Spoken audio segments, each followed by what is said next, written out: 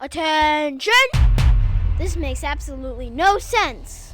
Ladies and gentlemen, this is Zander's Facts. Hey y'all, what is going on? Welcome in to the latest edition of the Zander's Facts podcast. I am, of course, the aforementioned Zander. We are rolling on Wednesday, March 30th. It is episode 58 of the Zander's Facts podcast. Thank you all for listening, and remember, if you like the facts, if you think you're going to like the Zander's Facts on this week's edition of the Zander's Facts podcast, remember to click the follow button on this podcast, download this episode, rate the podcast, review the podcast, and then go on all your socials, Twitter, Facebook, Instagram, TikTok, Zander's Facts, that's Zander with a Z, and most importantly, tell all your friends, spread facts, Zander's Facts podcast, tell everyone you know about the Zander's Facts podcast, and remember to go watch the Zander's Facts podcast on YouTube. You can check out all of our new episodes launching on YouTube, and subscribe to Zander's Weekend Facts, our weekly newsletter, which is a recap of the week's top headlines every Sunday morning. Subscribe in the link in this episode's description, and it's free. Oh. And if you need a place to find all these links,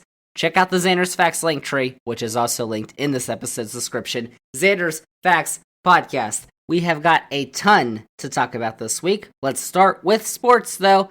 College basketball. It's Final Four weekend. Oh my gosh, and it's going to be a really good Final Four. I'm going to break it down here for you on the podcast. I have got so many facts on this podcast related to this Final Four. It's going to make your head spin. Let's get started because the college basketball season concludes this weekend, and March Madness, I would say, has lived up to the hype so far. My bracket hasn't exactly lived up to the hype, but the madness the last few weeks definitely has. Well, actually, that's probably not true, because my bracket's actually doing pretty good, and you're going to see why in a minute. Oh, yay. But 2 weeks ago, on the last edition of this podcast, we had our official Zander's Facts bracket guru, Andrew, join the podcast, second straight year, and we broke down all 68 teams in the tournament before a game had even been played.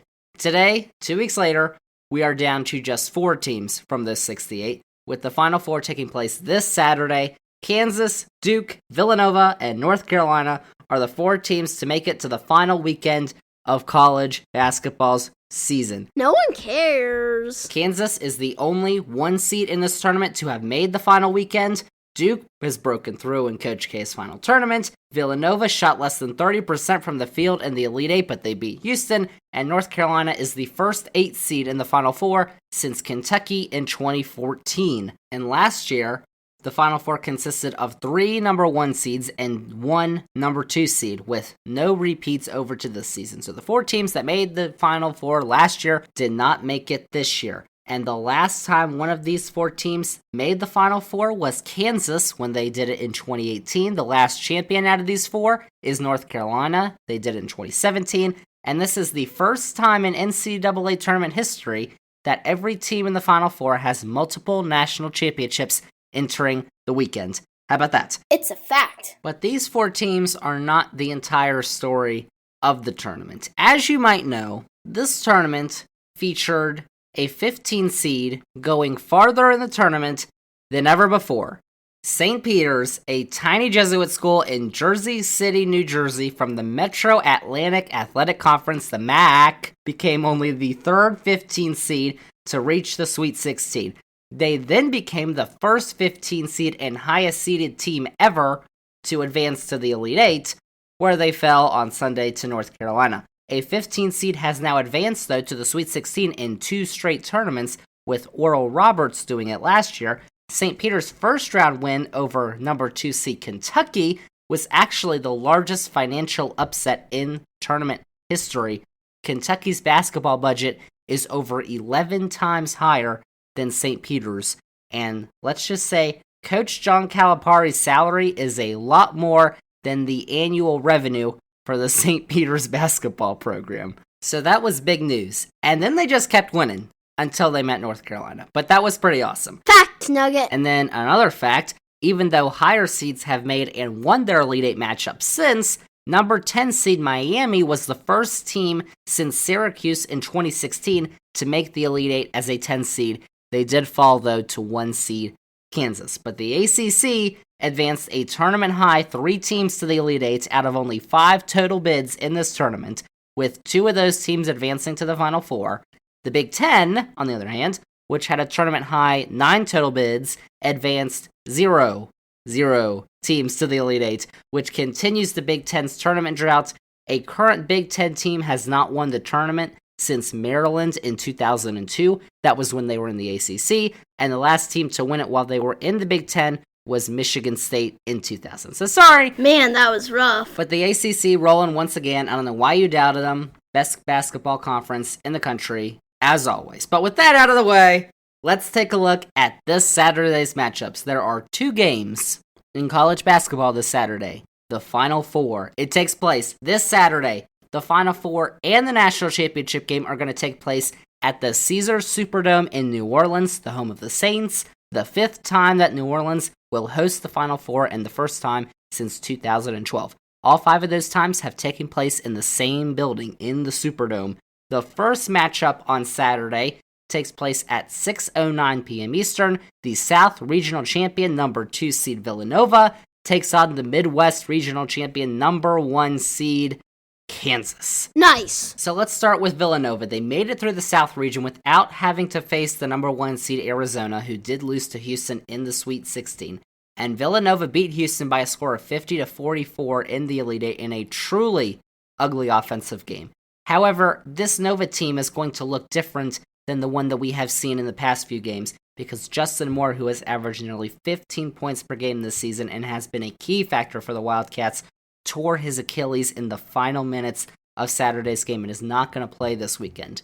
However, Villanova still has loads of talent. They are led by one of the nation's top players in Colin Gillespie, along with Caleb Daniels. That's Villanova. The only top seed to make it to the final weekend, though, was Kansas. They had a tremendous second half in the Elite Eight against number 10 seed Miami. At the halftime of that game, Kansas trailed by 6 points. They ended up winning by 26. Whoa. And they looked exactly like a championship squad should in that second half. And other than the first half against Miami, there was really little doubt over the last 2 weeks that Kansas was going to lose in the games that they were playing.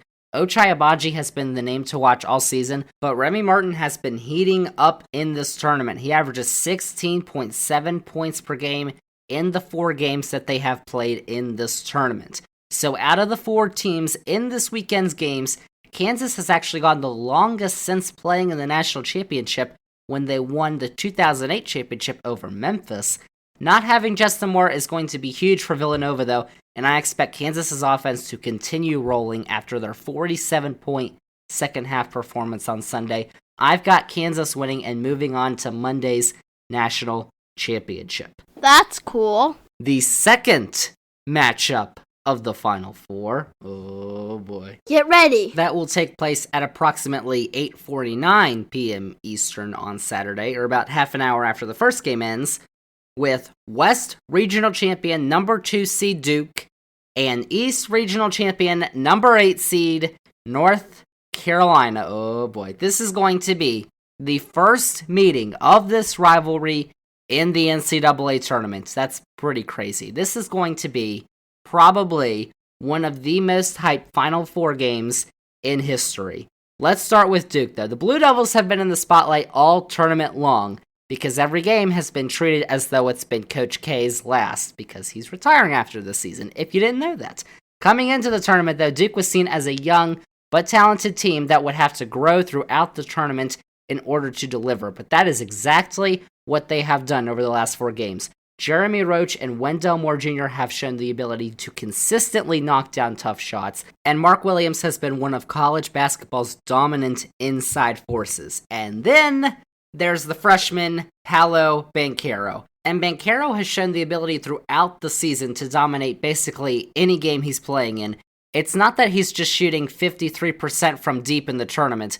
It's the power that he shows over these other top college players that's really reminiscent of some of the former Duke greats that have played in Durham. Even if you don't watch much college basketball, you'll want to watch this game because of Paolo Banchero. He is going to be a force to reckon with in the NBA pretty soon. Get that dough. The other team, the lowest seed in this weekend's games, North Carolina. They have arguably the biggest win out of these schools in this tournament, though, with a win in the second round over top-seeded Baylor. The Tar Heels were running away with that game. They led by 27 points in the second half, but they absolutely collapsed. Baylor sent the game to overtime, but Carolina was able to come out on top in overtime, and that showed tremendous team strength. Armando Bacot, RJ Davis, Caleb Love, and Brady Manick, all four of them have had games with 20 or more points in this tournament. And first-year head coach Hubert Davis' squad also got through the biggest test of this tournament when they defeated the mighty Peacocks of St. Peter's in the Elite Eight. The Peacocks took it. Oh my gosh, what a team that was. St. Peter's. But they're not in this game. It's Carolina and Duke, and the build-up to this game is going to be absolutely enormous. The state of North Carolina is probably going to lose its mind. They probably already have lost their minds. These two rivals have played a total of 334 NCAA tournament games between the two. They have been to 36 combined Final Fours, and they have won combined 11 national championships.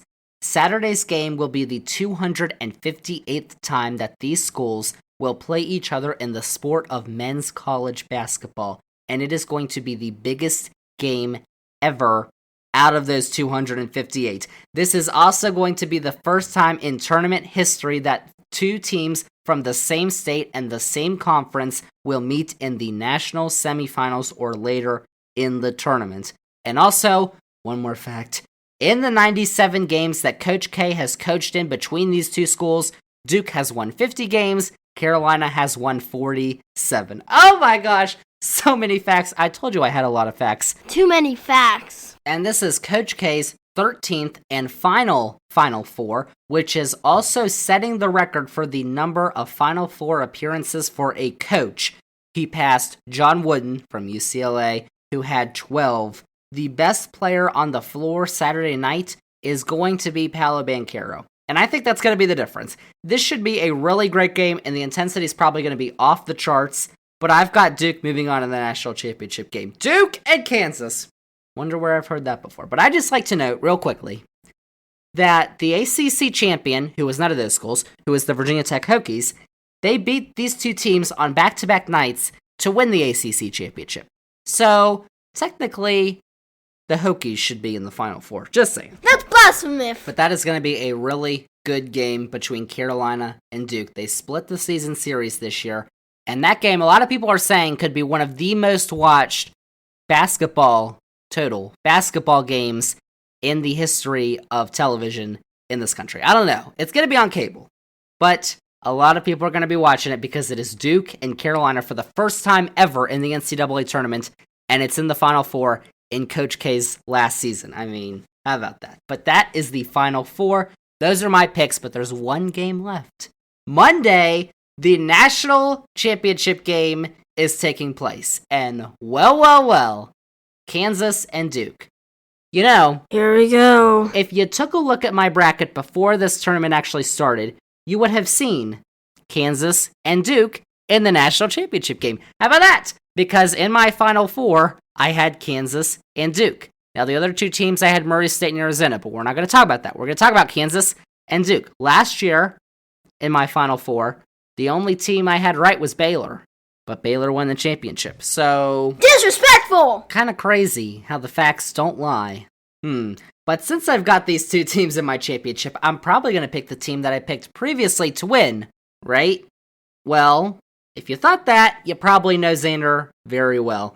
I've got Kansas, the Jayhawks, winning this game over the Duke Blue Devils and clinching their fourth national championship. I know that Paolo Banchero is going to provide the Jayhawks some trouble, and it may be officially Coach K's final game, but I really like this Kansas team. It's not just the offense that has set teams on fire this postseason.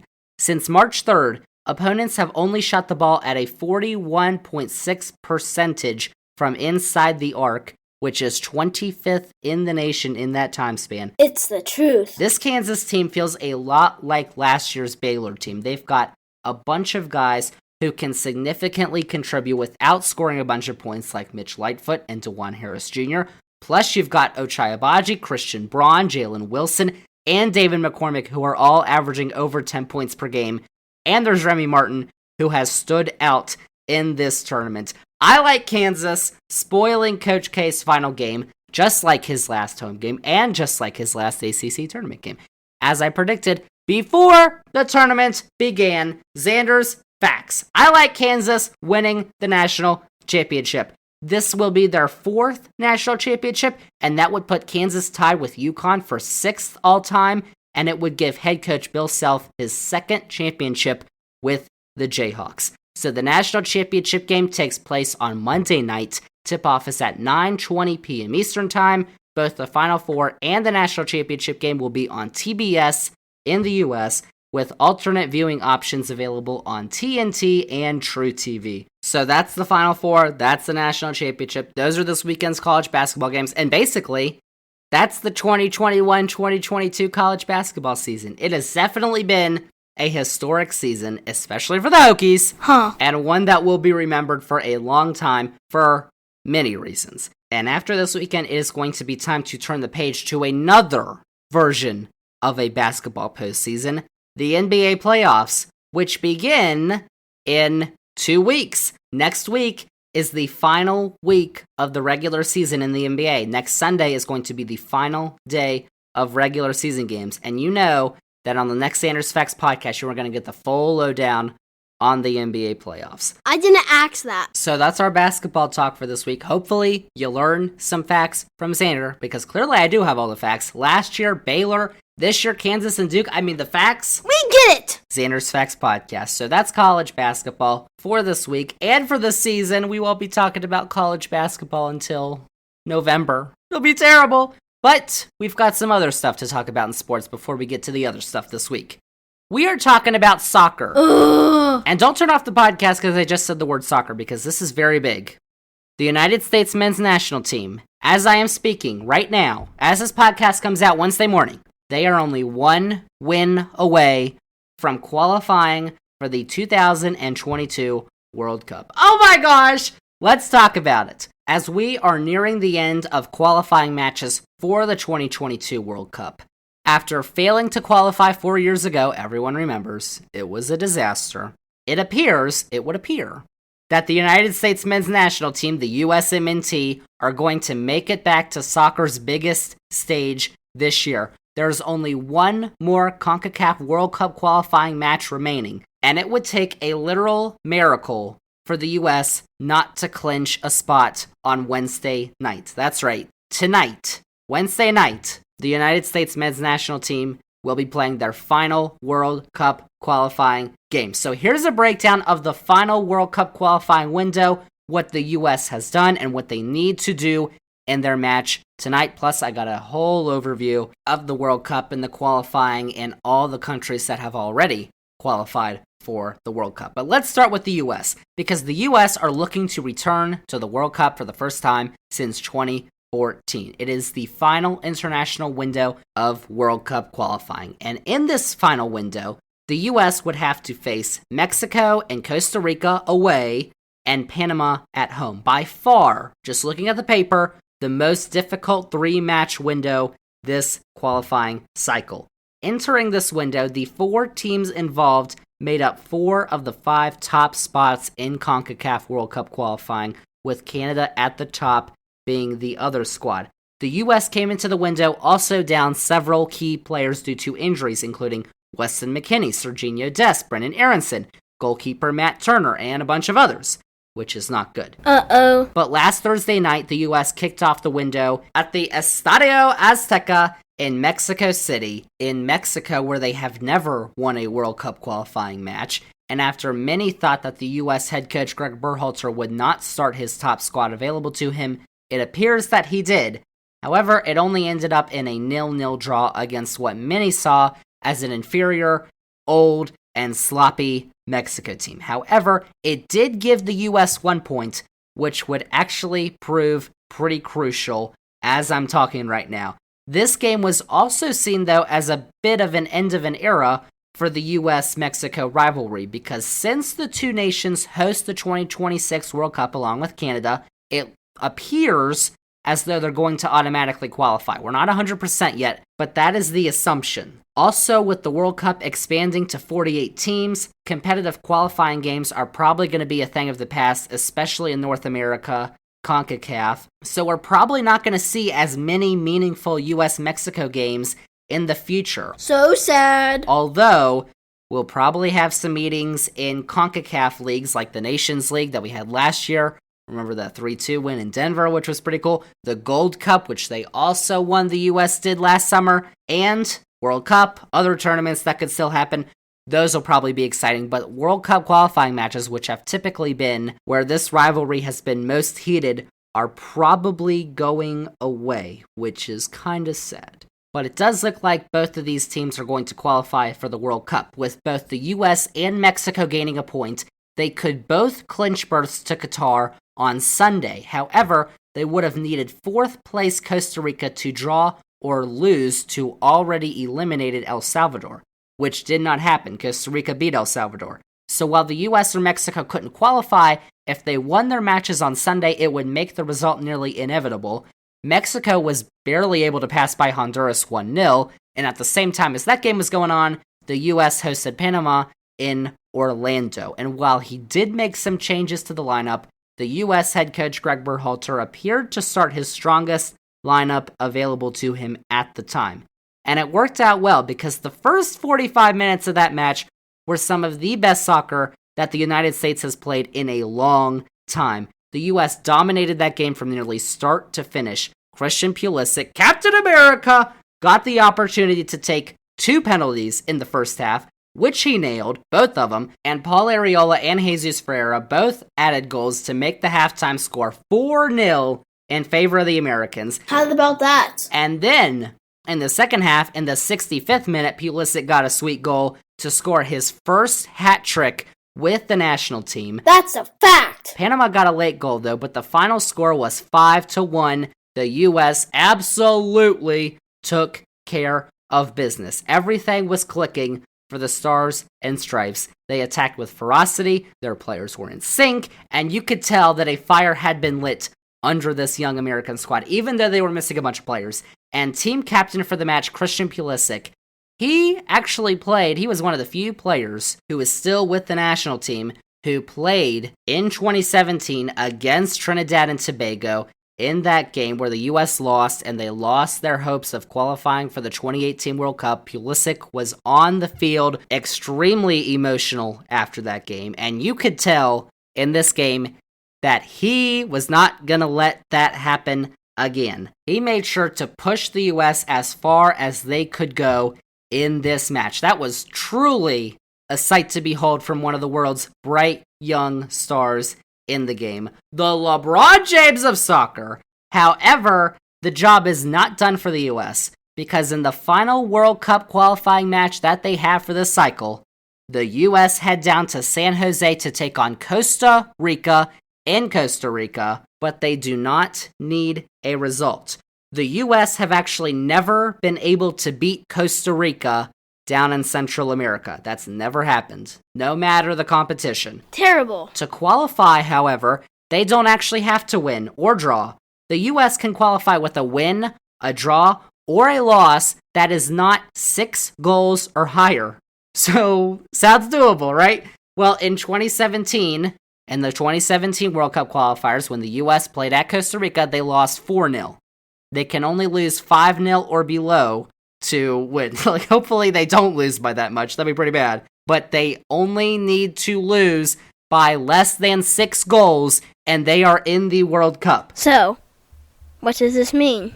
And the U.S. did beat Costa Rica 2-1 in the current cycle last year. That game was played in the U.S. And the U.S. have not lost a match by 6 goals or more since a loss against France in 1979. That was at the Meadowlands, and that was not good. But that's probably not going to happen, and hopefully it's not going to happen.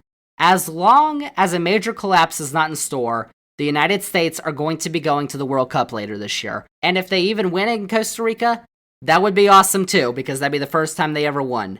The United States men's national team, they take on Costa Rica Wednesday night. Tonight, the night this podcast comes out, 9:05 p.m. Eastern. That game can be watched on CBS Sports Network and Paramount Plus, and if you want to watch it in Spanish, you can watch it on NBC Universo and on Peacock. That is the U.S. Oh my gosh, they're almost to the World Cup, we're almost there. And yes, it would have been majorly disappointing if they had not qualified for the World Cup.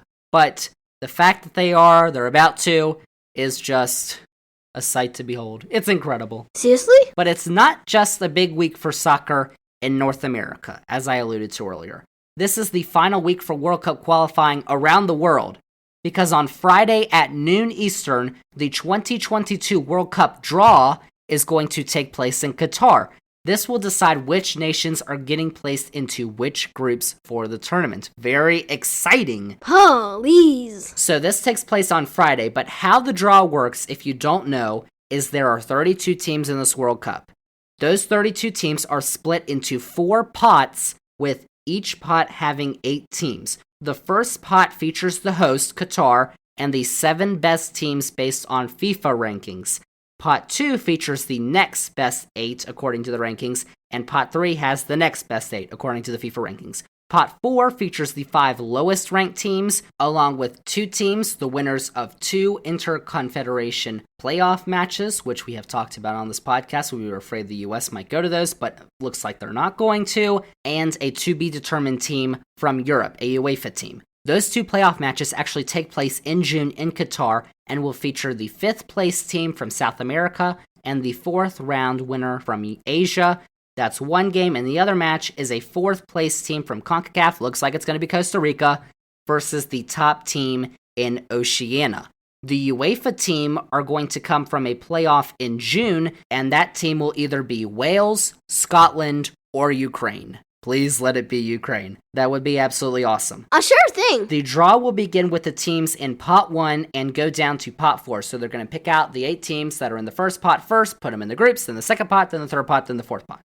So with 8 groups, 4 teams are placed in each group. Each group will feature only 1 team from each pot, and only 1 team from each confederation can be placed into a group. So, like the US and Mexico could not be placed in the same group because they're both from CONCACAF. However, UEFA is given an exception because Europe is allocated 13 spots in the tournament, meaning that 5 groups will have 2 European teams. And the draw is going to take place at noon Eastern this Friday. You can watch it live on FS1 or in Spanish on Telemundo. And so far, as of this podcast recording and coming out Wednesday morning, 27 nations have qualified to hear their name drawn. So here is a breakdown of the nations that have qualified by confederation or continent. Here it comes! So let's start with UEFA because they are given the most spots at 13. UEFA featured in their qualifying 10 groups of 5 or 6 teams, with the top team in each group advancing to the World Cup. Those teams are Serbia, Spain, Switzerland, France, Belgium, Denmark, Netherlands, Croatia, England, and Germany. The runner-ups in each group, along with the top 2 UEFA Nations League teams not in the top 2 of their group, advance to the playoff stage, with 3 teams qualifying from the playoffs. So on Tuesday, Poland and Portugal qualified for the World Cup. Now in June, Scotland will face Ukraine. They are scheduled to face off in June. That match was delayed because, of course, there's some other things going on in Ukraine right now. And the winner of that game will face Wales, with the winner of that match taking the final spot for UEFA in the World Cup. And notice how I did not say Italy, because for the second straight time, the Italians have failed to qualify for the World Cup. They were in the playoff, but they lost to North Macedonia. So they are not going to the World Cup for the second straight time. Sorry, not sorry. So that's Europe. Let's move to Asia. Asia has 4 spots, not including the host Qatar, who automatically qualified. Those 4 spots for the AFC have been clinched, with Iran, South Korea, Japan, and Saudi Arabia clinching bids to the World Cup.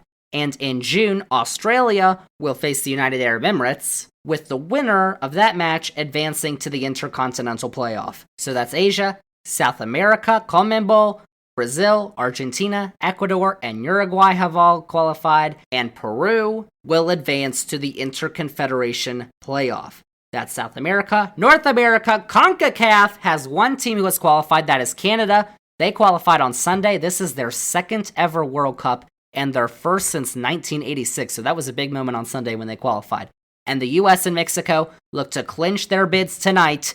Costa Rica's nipping at their heels, though, but it looks like the U.S. and Mexico are going to advance. 2 of those 3 teams, U.S., Mexico, Costa Rica, will advance, with the 4th team heading to the Interconfederation playoff. In Africa, CAF, all 5 of the African bids were clinched on Tuesday.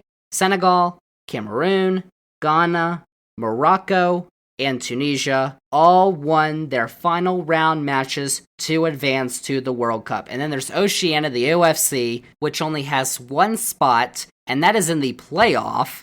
So the Solomon Islands and New Zealand play today on Wednesday to determine which team advances to the Interconfederation playoff against the CONCACAF team, which is probably going to be Costa Rica. So that is the whole breakdown on the World Cup. Now you all know who's going to be in the World Cup, or who is trying to get into the World Cup. And we are going to find out Friday which groups the nations will be in. Exciting times! Yeah, okay. But before we move on, before we get to our politics this week, I just want to mention the Champions League, because the quarterfinals of the UEFA Champions League kick off next week. The 4 matchups for the quarterfinals include Manchester City versus Atletico Madrid, and Benfica versus Liverpool. The first leg of those games is going to be Tuesday at 3 o'clock on CBS and Paramount Plus. The second leg of those games is going to be Wednesday, April 13th.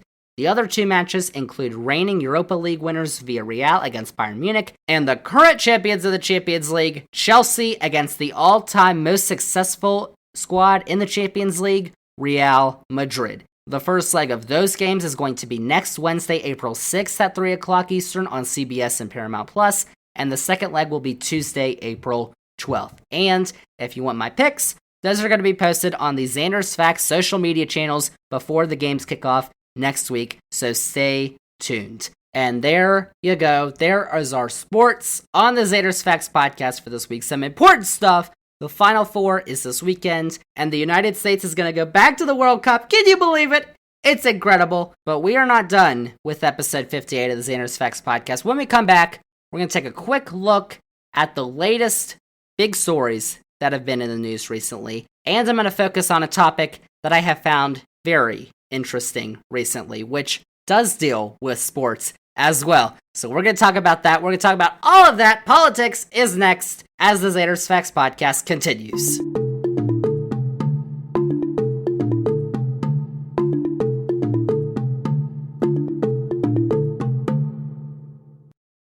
Zander's Facts.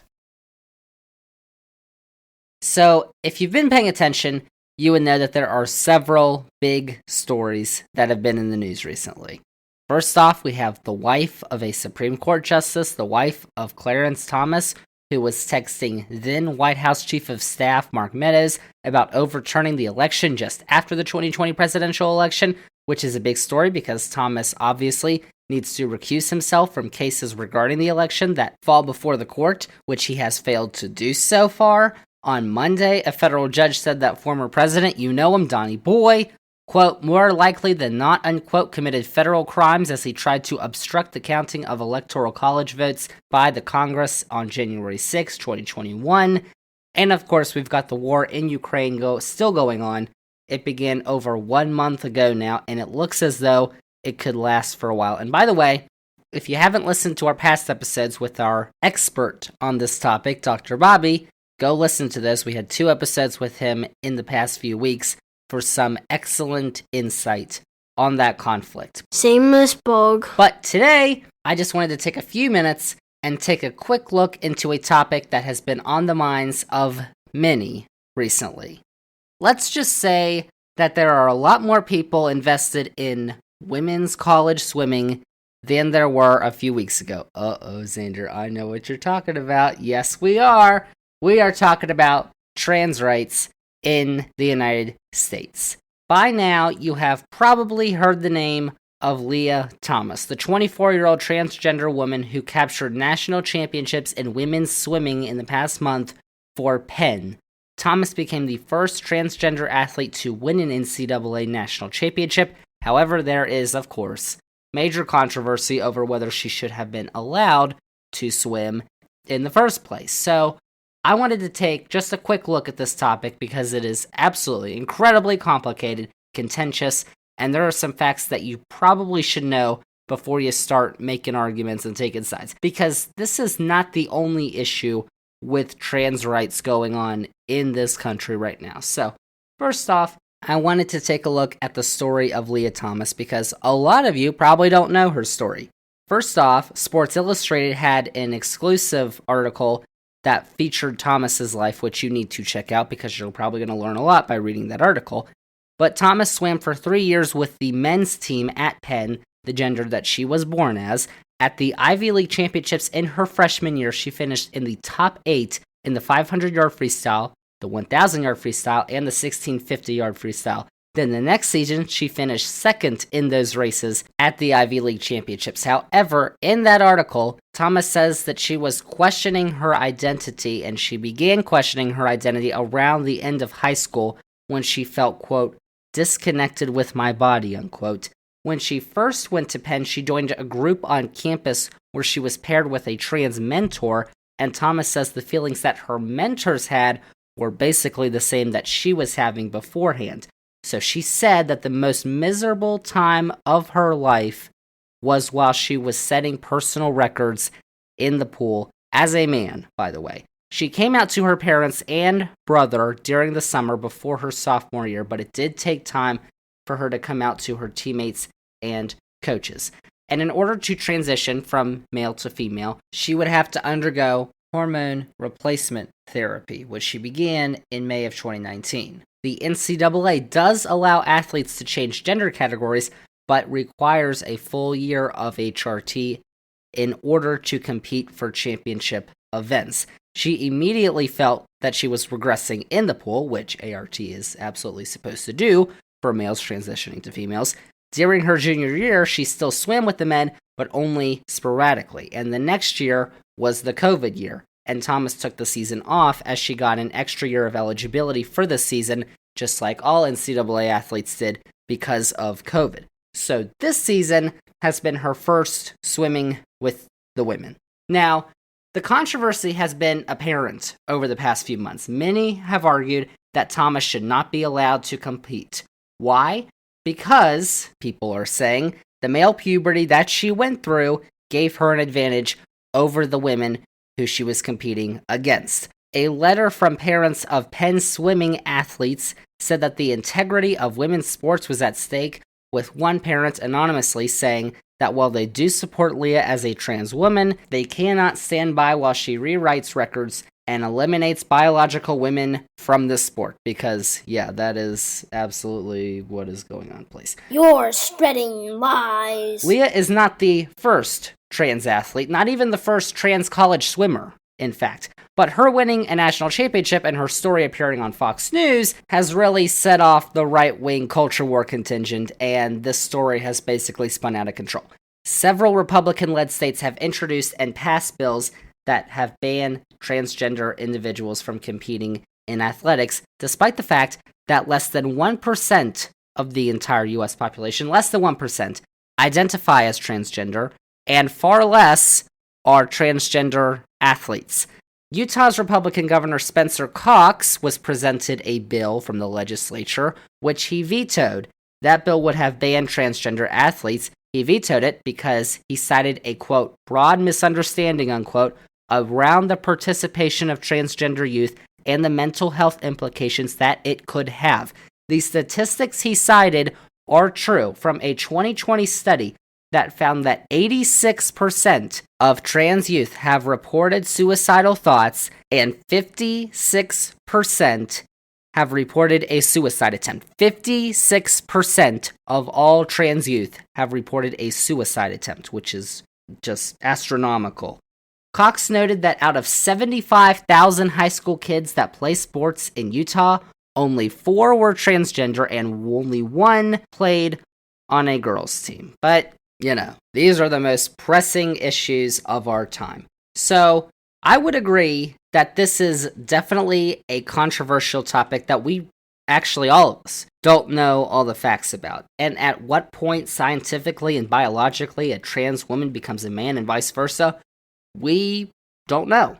Now, the NCAA's rules from 2011 up until this year only required 1 year of hormonal replacement therapy, but new USA swimming guidelines require a testosterone level of 5 nanomoles per liter that transgender athletes would need to register for 36 consecutive months before they could apply to swim as a woman. So there are different guidelines that are going on right now, which we don't know which ones we should be following. And I can absolutely understand those arguments. But what I cannot understand are individuals who are basically saying that there is absolutely no way that they would ever support a transgender athlete competing in athletics. Not just athletes, but transgender individuals in general. Like calling transgender individuals names and purposely referring to them by the wrong gender, which has been going on the last few weeks. Like, that's just basically being an asshole. Whoops. Like, shut up.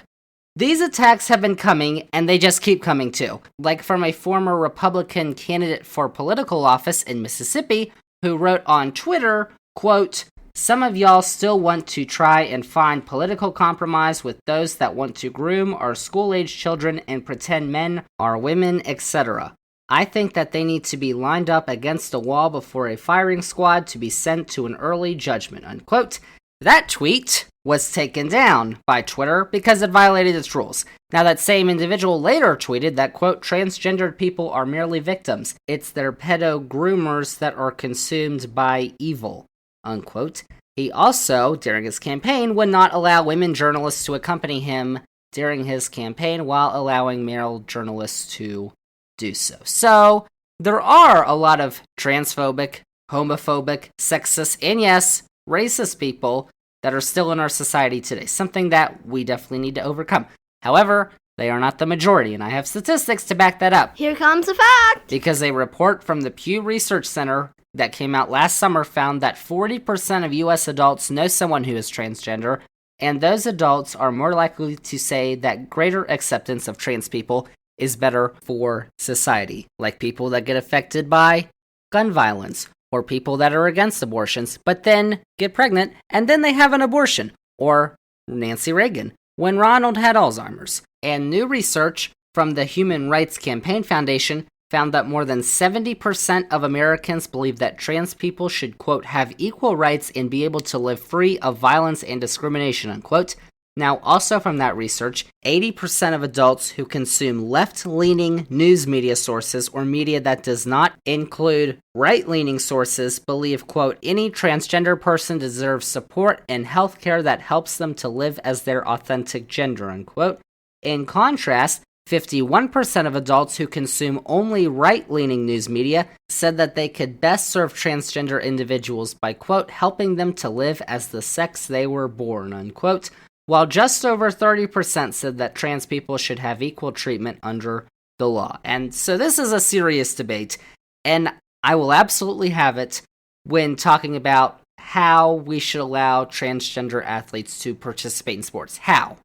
Not should we, because we should. Because just rejecting them outright is demeaning them, and that's not right for some of the most vulnerable people in our society. Like, I don't know if you heard, but 56% of trans youth have reported a suicide attempt. That's a unusually high number. Very unusually high. Which, I don't understand how you can be pro-life and anti-abortion, but then treat people as they are living like absolute garbage. Because that is what these bills are doing. And if you're actually worried about fairness in college athletes, like a lot of these people say they are, I might invite you to a host of other topics that will probably pique your interest. Because college athletics and sports in general have never been fair. That's why there are favorites and underdogs, Davids and Goliaths. There can be concern about transgender athletes competing, absolutely, but saying it's about fairness, basically, you would have to be concerned about so many other things in athletics if fairness is your one true concern.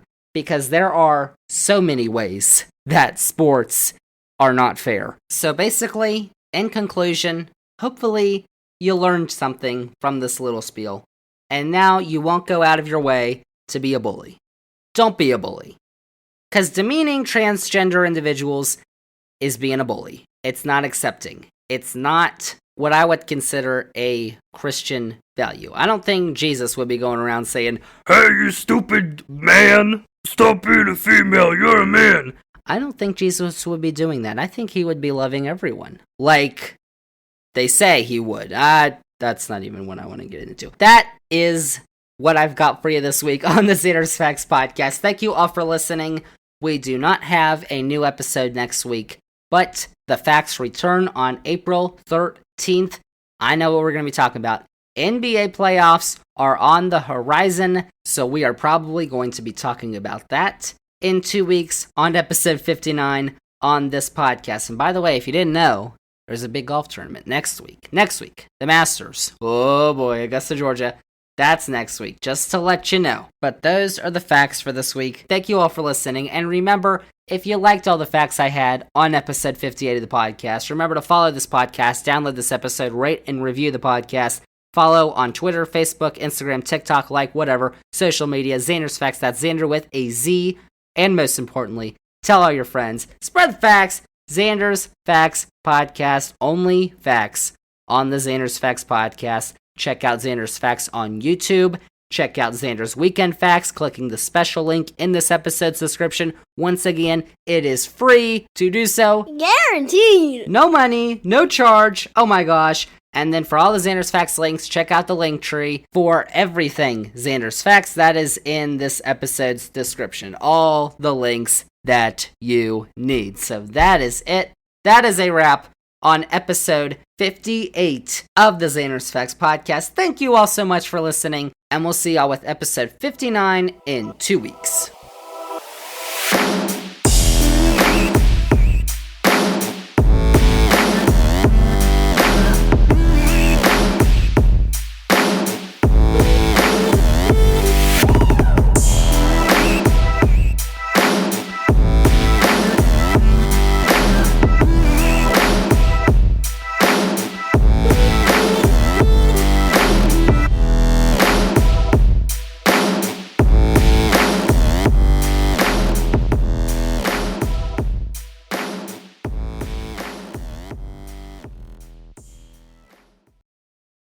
Fact nugget.